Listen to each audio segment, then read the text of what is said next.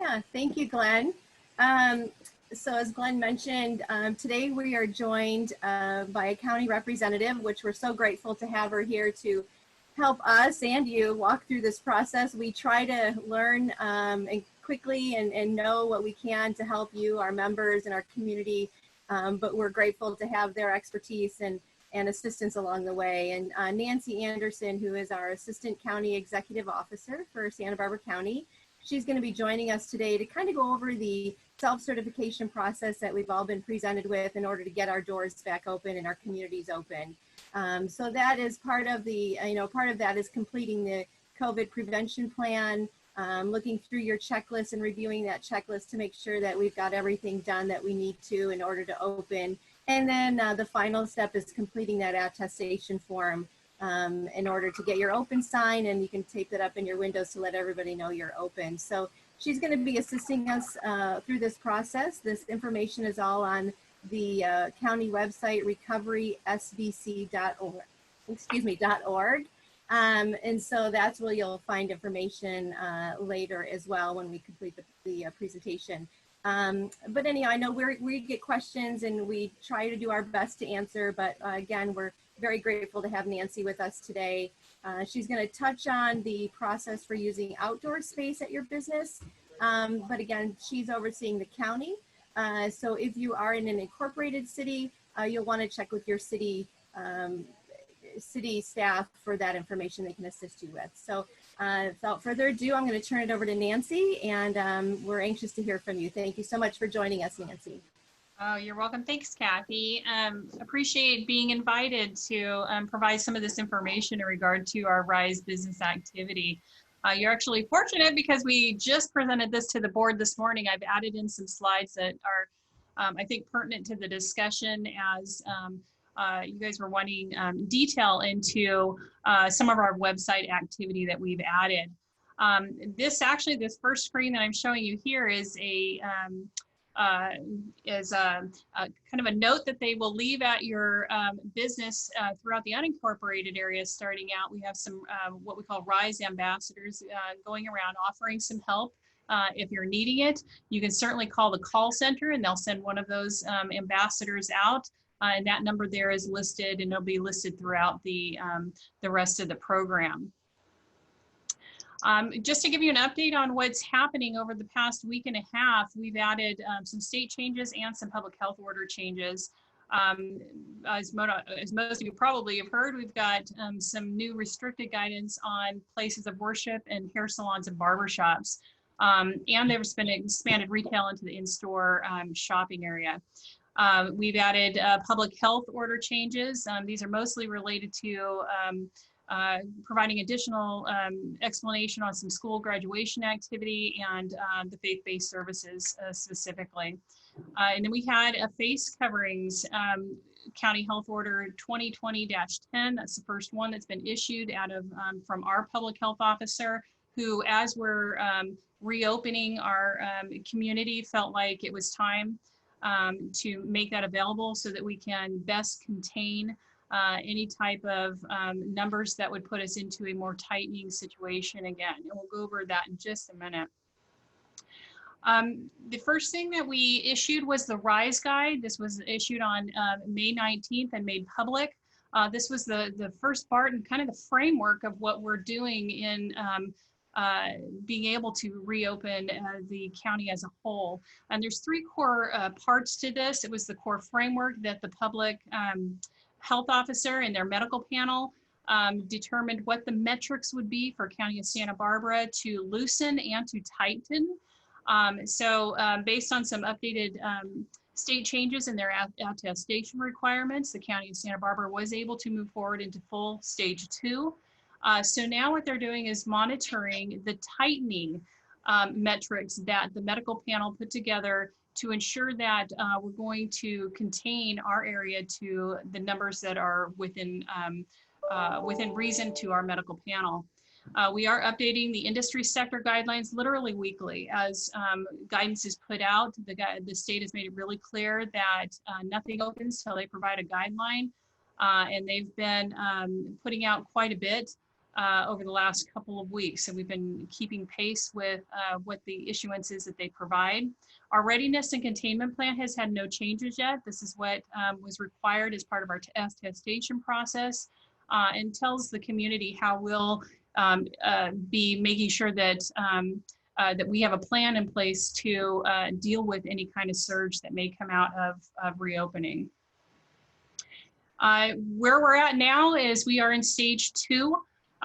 The state has moved some specific sectors to our stage 2 area, and that's was the hair salons and barbers were in stage 3, and also the religious services. Those are restricted, both of those, but they have moved those to stage 2. Not yet open are everything listed in stage 3. And top of the list, we are the nail salons, the gyms, the fitness studios, and a host of others who are waiting to get guidance and a time when they can open. So how do we move to stage 3? This was part of a discussion that the public health officer had with the board today. The most current guidance is that they are looking to have the local public health officer provide approval for what sector will open in our locality. However, nothing can move until the state has issued CDPH guidelines. And that's on their COVID-19 California Gov's website. That's where we are linking all of the guidance that's in the RISE guide right now. And so as they put that information out, that'll be the number 1. And the number 2 is the local health officer has to provide approval for that sector to open in the locality. Our public health officer indicated today that they will not be taking into consideration any guidance that gets issued prior to June 12th, which is next Friday, because they are currently tracking and monitoring the metrics for the recent reopenings. So they want to hold until next Friday. So if something gets issued on Monday, we'll get it prepped and ready to go. But we have to wait till the public health officer has indicated, yeah, move. And they will match their public health order to that instruction, and then we will make it, put it out on our website for that sector. Something else that the public health officer or director today showed the public was that they've added the Santa Barbara County metric, reopening metrics on their public health information portal. So right where this arrow is, this blue arrow at the bottom, if you go to their website, you're able to get to this button, and it'll show you some of this information. I just took the screenshot of the first because it's multiple pages of metrics that they're required to monitor to ensure that the County of Santa Barbara is staying within criteria that was not only set by the state, but also the medical panel as part of the RISE guide information. This is all public information that you're able to go look at any point in time, and they update it daily depending on what the metric is. And as indicated, the RISE guide is a big part of those metrics that they're now monitoring. This is a snapshot of the criteria directly out of the RISE guide that the medical panel came up with of what they're monitoring to see if we're having any type of surge capacity, and that they will have to then hit a trigger and move and make adjustments on their health orders.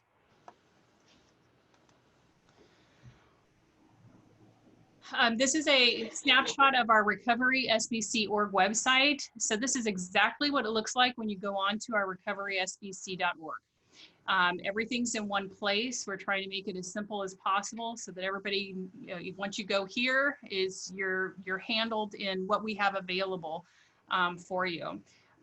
We've added this where it says come in, we're open. This is the self-attestation, and I'll walk you through basically page by page on that in just a second.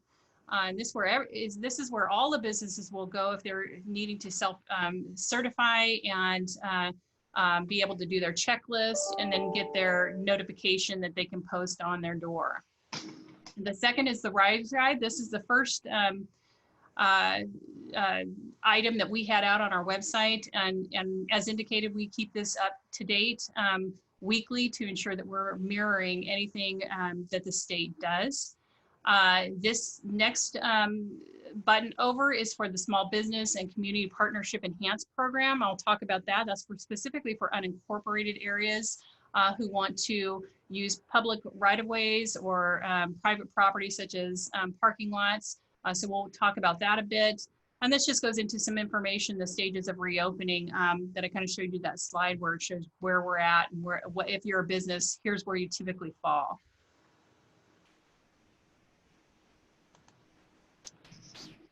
Okay, so the first major program that we added that I showed you on the Come On In, We're Open is the reopening self-certification process online. We developed this so that we have an easy way for businesses to indicate that they plan to reopen, and that it takes them directly to the guidelines that the state is expecting them to follow, and a checklist. Our public health order mirrors the fact that you need to have a plan on how you're going to comply with that guideline. And once you go through and attest that you have all of these things in place, you're able to self-certify that you can open safely. But you do need to review the state and local guidelines and be familiar with them and understand why they're important. And then develop your prevention plan in order to accommodate those requirements. Just interesting, we gave some numbers out to the board today. These are as of Friday, so now we're actually up to 1,750, I believe, submittals countywide as of about an hour ago. So we'll be updating that. Cities are a majority of that. Unincorporated folks, about 120 of those have come in through the program. And the biggest industry sector is dine-in restaurants. So these are our top 10, actually top 8. The first 3 are dine-in restaurants, retail stores, hair salons and barbershops. So wherever your industry sector is, you would fall within those categories.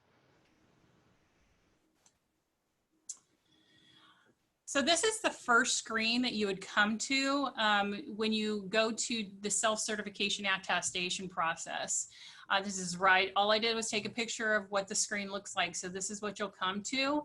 And it tells you before reopening, all facilities must do certain things. So you have to perform a detailed risk assessment, develop your plan, train your employees, implement your individual control measures and screenings. How is that going to happen within your facility?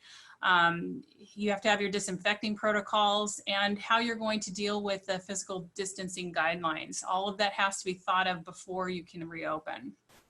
And then after that goes into detail on what the guidelines are and where you find them. And we link all of this, of course. You need to be familiar with the published state of California guidelines. Those are also in that where it says, and the County of Santa Barbara. So we reference all of the guidelines from CDPH that are on the state's website. So all of that is in the RISE guide, but we also have some public health orders that may be more restrictive than the state and or provide additional guidance. And so all of that is available in the RISE guide. After you determine whether what the guidance is, you then implement a site-specific protection plan.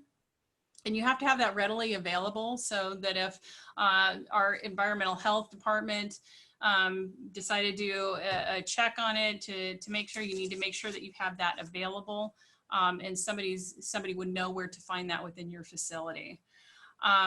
You would then need to go complete the attestation and it's a form. So you would click on the link that is on number 5.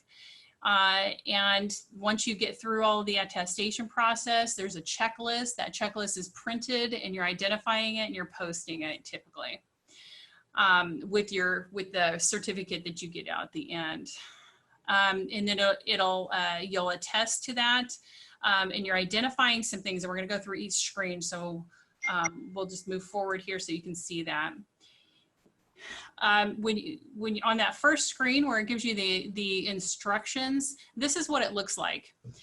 They keep the first one ag and livestock. Oh, so I just started with number 1 here. This is what they all, if you go to each one of those pluses, it'll have that guidance, the checklist, and a prevention plan template. They're all the same. But the information within the checklist and the prevention plan are going to be unique to whatever your sector is. And the guidance is just a link to the state CDPH guidelines. So that's what this looks like. Here's ag and livestock. They're all typically the same. So they're these same colors, the same formats. And they're going into specifically whatever the industry is that they're listing. So this is a kind of what the front page of a state guidance looks like. And then here's the checklist. I just took kind of a snapshot of the first page. Here's same for ag and livestock. These all look about the same. It takes the guidance and kind of pulls out summary checklists of what you should be attesting to, and provides it to you in a simple kind of summarized version. So here's a prevention plan template. We actually created those here at the county by taking the checklist and putting it into what would you do? What would be the procedure? How often would you do this? What are you needing as part of your plan to ensure that you can accommodate this within your work site? So this is what that looks like. It's not required for you to use this, but you need something. So we wanted to make sure we had something available for businesses. It seemed easier that they can just go fill something in and then have it made available. So once you get all of the template form done and you're familiar with your guidance and you have your checklist that you're going down, then you go into the online form. It's just you click into the link, and this is what it looks like. This is page 1, 2, and I think I put 2 to each screen. So you're just entering your business name, the address, where the city, the state, the zip, just standard information. It is important for this when you pick your city though. This is not for a mailing purpose. We're not using it for that purpose. When you do your city, it's really important whether you indicate whether you're in the unincorporated area or if you're in with one of the cities. We're noticing that we're seeing a few that are, because you're just probably using a mailing address, that seems logical. But for this particular question, we really need to know if you're unincorporated or not. And what we're doing is, because this is a county-wide program, every day I'm getting a download from this program and sending it to all the city managers on here. So I'm having to clean up a little bit because, some folks may not either know or just weren't thinking about going to that unincorporated. So if you haven't done your attestation yet, please mark that accordingly, because what we're doing on some of the questions that you're going to see here in a minute is identifying if you're unincorporated or city, and that makes a difference for if you're doing modifications at your facility or seeking to do any kind of public right-of-way change or what have you. So that becomes important. So on the next page, we go down and it's asking for general business information, and then we get to industry type. When you get to industry type, you want to choose. There's a drop-down list. These are the only ones that have been issued by the state. So as they provide CDPH guideline, we'll add another one, and we use exactly the same terminology that they do, and it'll be on this list. It took an extra day or so for us to get hair salons and barber shops and faith groups on, because for some reason the state did not put out a checklist. So we had to take their guidelines and come up really quickly with a checklist that kind of mimics what the others did. I'm not sure why I got delayed or what happened there, but we wanted to make it consistent for all the industry sectors. So we did, it did take us a day extra to get those two on there, but that's why. But they should all be consistent now.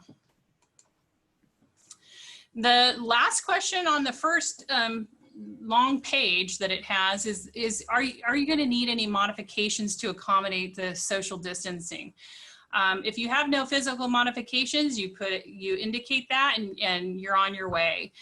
If you have minor, that's okay. It just means that we might have to, we have to know whether we've got changes to look at for fire codes and that type of thing that we want to help with. And assist with anything that needs to be identified for that. And if you have significant, we've got to send our EHS folks out there. They get so that they're expediting their time and you're not having to wait. They are trying to make a priority of helping businesses meet these needs if they're needing to in order to reopen. So this becomes a really important question. And this goes along with that question of what city, if you're an unincorporated or within a city, becomes really important. Because we'll figure it out eventually when we see your address, but it's nice that we can kind of sort each other's out really quickly and get them to the correct people within our organizations to help you out.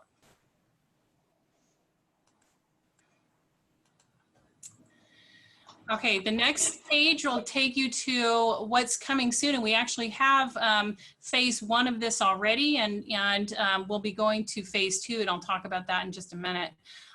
But this is whether or not you need to request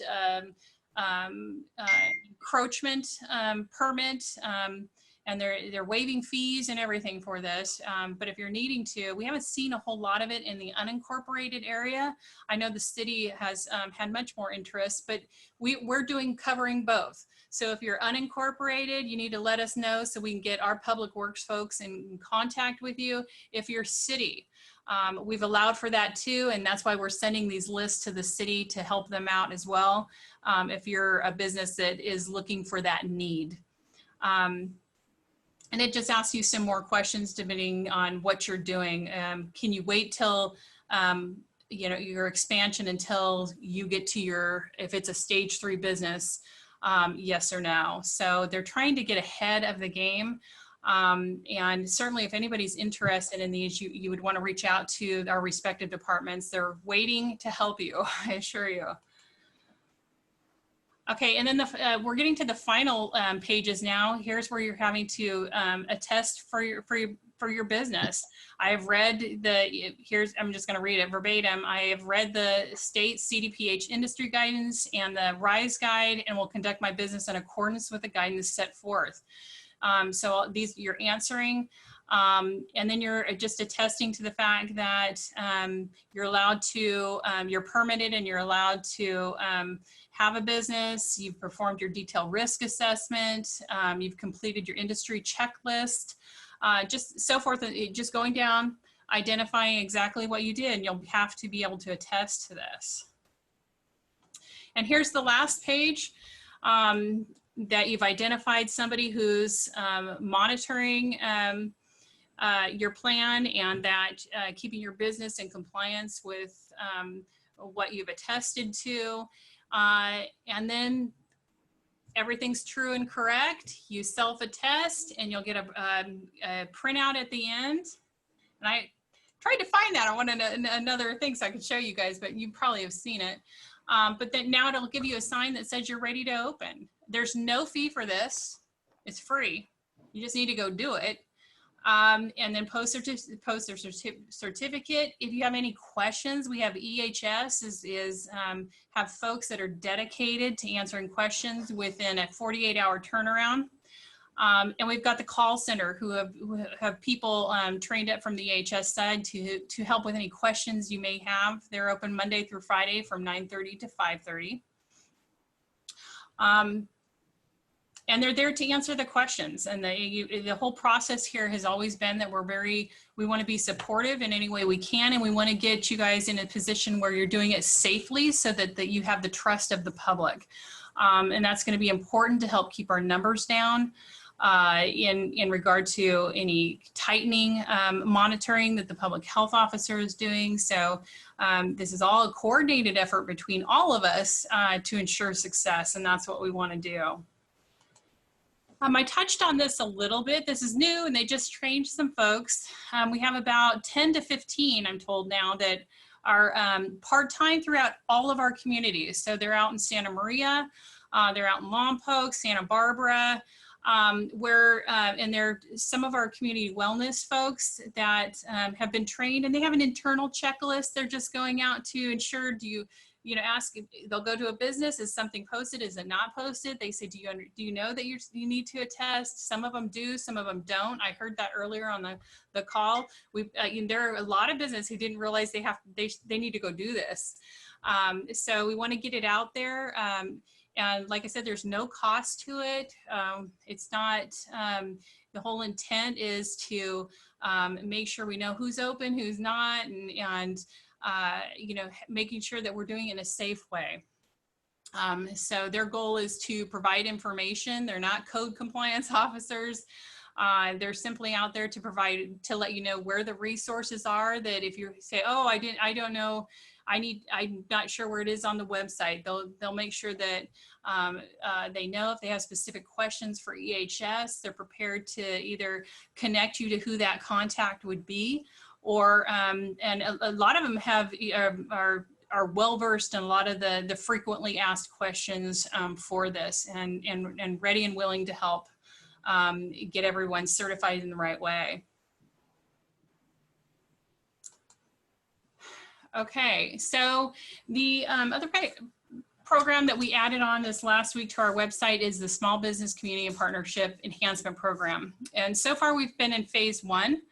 And this for us is all the unincorporated folks. So I know that the cities have very similar type opportunities. So definitely if you're within the city, contact them. I know that they've been very supportive of doing a similar type program. But for us, our Public Works developed a way to allow for expansion into adjacent public right-of-way outdoor areas to accommodate that social and physical distance protocol and safe practices. We haven't had too much interest in this so far. We didn't know if maybe we hadn't advertised it enough, but it is available, and the permit fees, there is no permit fees, so there's no cost to that. And our Public Works Director has been, is ready to assist whoever contacts him. So this is only open right now to those who have qualified under stage 2. So you need to have gone through your self-certification process and obviously be under stage 2. And what it requires is that you have to do an encroachment permit application that's online on the website, very easy, one-pager, and a site plan, and then a certificate of insurance. Let me see if I did. And here's what on the website, just a snapshot of what it looks like. There's a link to the permit application. It tells you what, what it allows. There's no fee for the encroachment permit. I think there's 48 inches, for ADA compliant walkway would need to be represented through the site. And there's 3 steps. You complete and sign the encroachment permit application.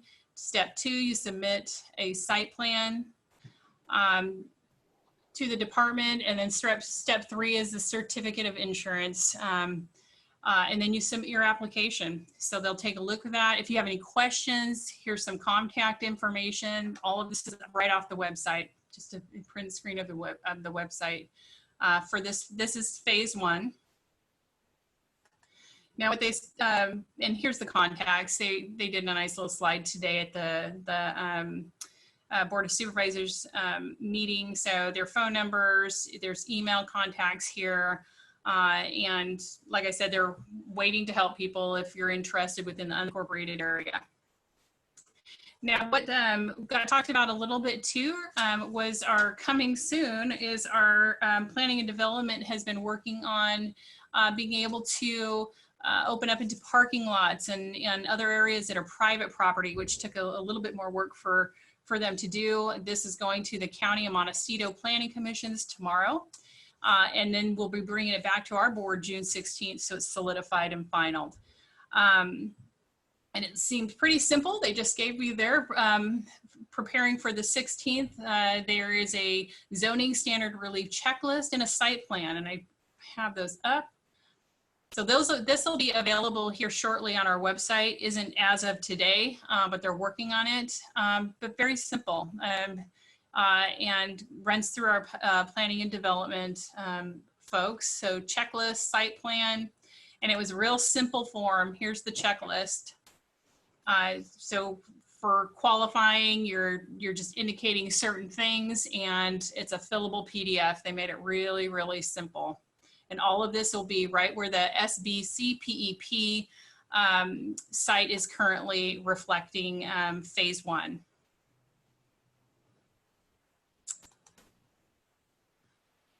Okay, and here's our resources that are all available. I've kind of listed them down again. Just make sure that there are multiple ways you can get a hold of the county, and a lot of us cross over each other, and we'll get you in touch with who you need to talk to depending on what your need is. The two main numbers, the main call center number is 833-688-5551. And the email that is going to our environmental health folks that have dedicated staff to answer that within a 48-hour period. They will turn it around usually within a couple of hours, but if they get held up, they will commit to within the first 48 hours.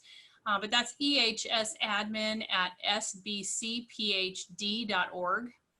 And then the SBCPEP rights of way, phase 1 and the phase 2 information was made available. All of this is on our recoverysbc.org website. And we're always available here at the county. They know to send somebody to me. I can get you in touch with one of these folks too, who are specific to what you may be needing. So feel free to reach out to me as well. And that's pretty much all the detail of our website, of the two main programs that we've issued out this last week. And as indicated, as the state provides any additional industry guidance, we'll be adding that to our website, and it'll be a drop down and very same or similar format with the guidelines, the checklist, and the template. And with that, I am happy to answer any questions. Thank you, Nancy. Great presentation. We have about 11 questions, so I'm going to start from the top and try to ask Nancy. These questions are for you to answer the most frequently asked questions. So one of the most frequently asked questions is, there is no category for concert halls, theaters, or other performing art venues. Will that be added later, or is this process different? Yes, so technically those currently are falling within stage 3 or after. And so no, there has been no specific guidance issued from the state.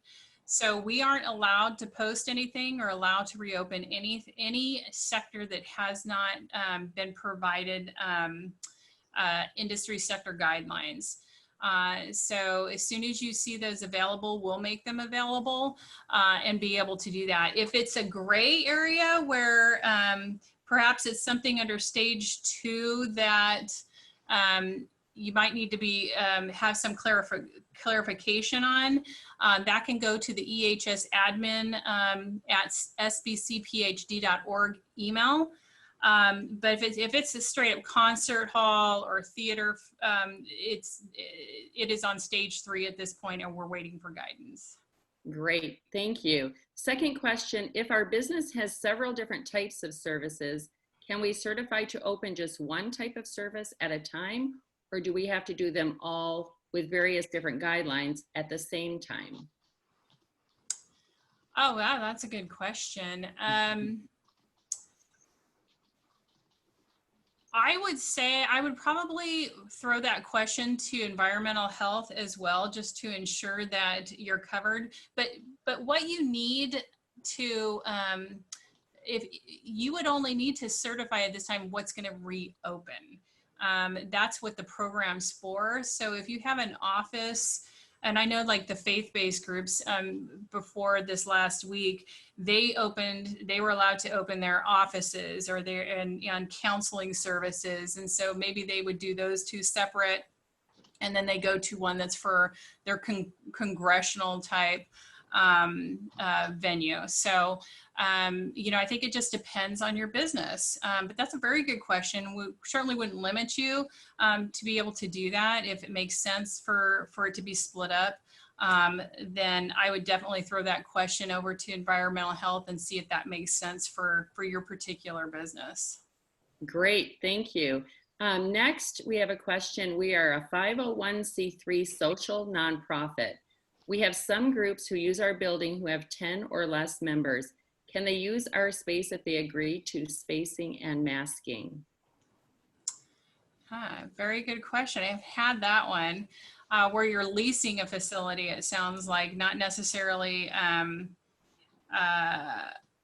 opening it. I would say that you probably can, but the business that is opening that's using the facility should be have a preventative plan that addresses all of this, and they're just using your venue is what it sounds like. So maybe there's a contractual arrangement from that perspective. That would be my thinking on that one.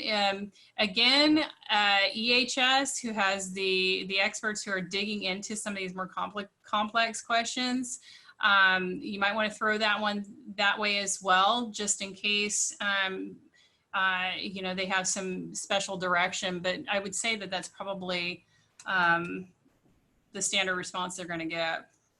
Great, thank you. We have another question that says they are interested in the requirements for shared office space building, and how do two different businesses share the responsibility to reopen or ensure compliance? Yeah, I would say that probably has to be a contractual arrangement as well. There has to be some agreed upon understanding of how each is going to comply within their preventative plan. So if you're a business and you're in with another business, each one of them should have prepared a preventative plan within the respective areas that would comply. So in theory, if they've all gone through the self-attestation, they should be doing it in a way that meets the guidelines. Great, thank you. The questions are pouring in, so we're going to try and get to them all. The next question we have is, if you have a museum, phase 3, and a retail store, will I need to submit just for retail, then submit again for phase 3? And also, are there sanitation standards and requirements posted somewhere for gift shops, retail stores in terms of individual product cleaning? It's a very good question. Yeah. Few things going on in that particular question. So yes, retail, if you have a piece of your business that's open and allowed to work, I know that we've talked to several businesses that are fairly large, and one of theirs would like be an open museum, an outdoor museum qualified, but other pieces were indoor that they couldn't. So environmental health is very open to working with that flexibility. If it's within stage 2, then yeah, you would open your retail, and when it becomes open for stage 3, whatever that process is, because remember, you got to do the preventative plan for each one of those facilities and venues. So I would see them doing that twice, one for what they're opening right now, and then another one for what they're going to be opening in the future. And in regard to the disinfecting protocol, those should, I know they're covered in each one of the guidelines that CDPH puts out, because they do that in coordination with CDC and OSHA type guidelines. So they may want to go back to the state guidelines for that, or go look at the CDC website as well, because they provide a lot of protocol on cleaning, and then that is prevalent information that's out there right now. Very easy to Google and find. Great, thank you. Here's an easy question. Do I need to supply masks, gloves, and remove seats in the break room? So removing seats in the break room, what they're trying to do is limit how many people that you have around. We're trying to social distance and wear masks if you're within, if you're less than 6 feet within an area around other people. For example, in our office, even though we have a small office, in my office, I don't need to wear a mask, but when I walk out to the hallway, I do. And if I'm in a break room where there's gonna be other folks, you should. And depending on where you're at, it's required. So I think you need to be really familiar with the face covering public health officer ordinance order that was issued. That's the 2020-10. Really be familiar with it and how it applies to your specific business and your facility and environment of where your employees are. And if it's a requirement for an employer, if you are in a facility that requires them to wear a mask, then we've been indicating that even us county as an employer would have to make those available in case someone didn't have one. Great, thank you. I'm going to take 3 more questions. The next question is, where do 12-step recovery fellowships fit in? What?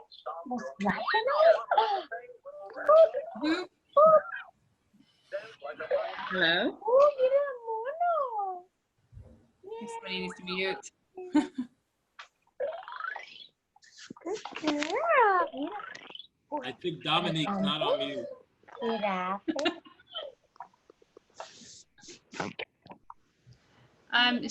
So what I was hearing is it's 12-step recovery. I'm not sure if that's if it's a counseling type environment or where people are staying.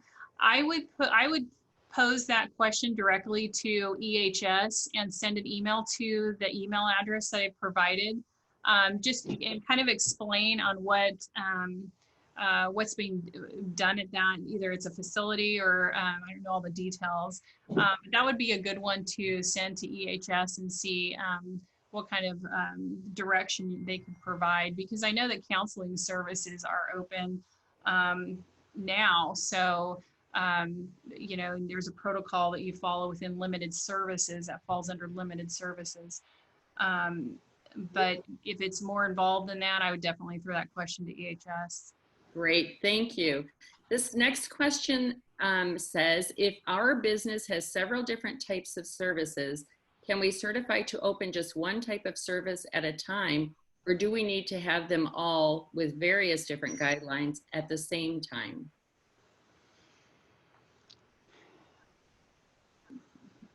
Okay, coming from, I would say that you need to, if you're going to be opening under whatever you're providing, that service or good or whatever you're doing, then you need to submit and certify under whatever that is, because that prevention plan becomes very important in that checklist within any individual service that you're providing. Or business that you open. So again, can get clarification from EHS, but for the most part, if you have various different operations going that are completely different, then you need to make sure you have a plan for that facility. As an example, the County of Santa Barbara, every single department in every facility that they have has to do one of those site plans. So, you know, from that perspective, it's looking at, is every facility where you have employees or you're going to be having public prepared to prevent the spread of COVID? You know, that's the intent. Do you have a plan for that facility with those folks to protect them? Great, thank you. Our last question or questions is from the same gentleman, and he's asking if the prevention plan is the same as the specific COVID-19 plan. Not sure what the difference is on that. If because we have templates that are based on the state's CDPH guidelines, And most of the checklists come directly from, let's see if I can go to a checklist. Let me rephrase that. He says, is a prevention plan the same as site-specific COVID-19 protection plan? Oh, it's probably in my comment that I just made, and I would say yes. Okay, great. Yes. Great. And then his second question is from the Carpinteria Arts Center. They have 3 core activities: a gallery, classes, and events. Do they need 3 different attestations since they are in different phases of opening? If they're in different phases of opening, 1 through 2 can be opened, they can be done on one, but if you're in a stage 3 or 4, then you have to wait to do that at 3 or 4. But what's ever open now, you would fill out now. Yeah, Joyce, I think Nancy answered that already from previous questions. Thank you. Thank you. Okay, and then this, I'm gonna just do this last one because I think it's super important. As a vocational training center, we are doing distance learning. What stage would we fall into for bringing our students back to our center for instruction? Ooh. Schools and childcare have been a challenge for our public health department in providing specific guidance. So that is expected. What we're hoping is coming out very, very soon. And we are, there's guidelines out there that the state references, and so we put them out there as well, because we have childcare facilities that are currently open now. But we have additional guidance that in coordination with public health and the state will hopefully be coming out in like I think they're hopeful that it came out last week, but in the next couple of weeks that will provide some of that additional guidance. If you're any kind of childcare facility or summer camp business that is looking for some specific guidance, the public health officer and department has a liaison now assigned to schools and childcare specifically. I would email them that question and see if they can't get connected with that liaison that is monitoring any guidance coming out for schools, childcare, the summer day camp type activities that I know a lot of people are looking for answers to, and unfortunately we don't have a lot at this time, but I know that they are monitoring and working on a solution over the next couple of weeks. Great, thank you so much. This was really great. We have a lot more questions and we will be providing the answers via email to all the participants today. So next up we have Kristen Miller, the chair. Let's see, what is your title, Kristen? The I know, these president days. of Santa Barbara and Goleta Chamber of Commerce. Take it away, Kristen. Perfect, thank you. And I think Nancy, you can turn your screen share off if you would like. But I just wanted to give a little wrap up, there's everybody, and say really how grateful we are to be working together in the county with our fellow chambers of commerce to help bring you this very tactical information today. We knew this was going to be down into the nitty gritty, but we hoped that it gives you some confidence that the process is understandable and it's somewhat straightforward and should be very doable, and to give you a resource to ask those detailed questions that you may still have. We've also been grateful to be working so closely with the county on the reopening process and having access to government that is helping us all move forward. With that, I get to introduce our closing speaker, Supervisor Doss Williams, who asked to be able to speak to the business community today. Hello, Doss. Hi, Kristen. Yeah, I'm sure there were many that had the same thought, but I think one of the origins of this is as soon as this attestation was out, I reached out to Joyce and wanted to make sure that Carpinteria businesses were appraised of this process, but it's an honor to have not just be talking just to Carpinteria businesses, but to be talking to businesses county-wide. It's great to see that kind of participation and great to see the participation from the chambers in the RISE process. First thing I would just want to make sure that people know is this is a very different power structure and arrangement than normal. We have much less local control. And so we are attempting to advocate for you within the structures of the state health order.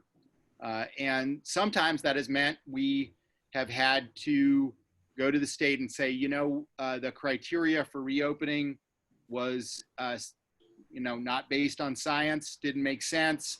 And I'm pleased to say that the governor and the state have often seen when we have given some helpful critiques of their criteria and programming. So I do want you to not just think about this as what we have now, but also think of it as aspirational in nature, meaning if there are things that simply don't make sense, and there are some things that don't make sense in all of this, that you let us know, and so that we can advocate that some of the stage 3 businesses, for example, get opened earlier. I want to say in particular, there is this strangeness with schools, and because I saw that you had a school question, and with day camps, where they are supposed to be stage 2, but there is not state guidance out yet. And so some counties have proceeded with opening them, but when we consulted with the state, they said you're not supposed to open them unless that day camp is associated with a child care center or daycare center. So we do have some challenges. I also saw a question from Jim there that I don't think got answered. That we hope is going to be in some of the soon to be forthcoming state orders, opening that up. And the question about the library, we fund libraries countywide, but 1 of 4 cities operates each one of the libraries. And so we would support if the operators, and depending on what city you are, that means the city of Santa Maria, the city of Lompoc, the city of Goleta, or the city of Santa Barbara, would be the one making the administrative decision to open. And so we want to support it. And so if you want to get a library open, go to that city that is the operator for your local library. We at the county, and I'm the liaison to the library committees, we would of course support that with the proper protections. The other thing is just that the board, I think, despite we have a very regional and partisan, diverse in our partisanship board, diverse in our regional representation board, but all 5 of us are solidly behind the idea that we have an existential threat to business. We have an existential threat to our economy and to people's lives. That we, it looks like from the unemployment data, we have at least 30,000 people out of work, and we have a lot of people slipping deeper into poverty. We know for those people to have a good life and to avoid larger health impacts on them, that your members need to get, need to thrive. And we are with you in this tough time. And so please keep on letting us know what issues that you are encountering. Thank you. Thank you, Supervisor Williams.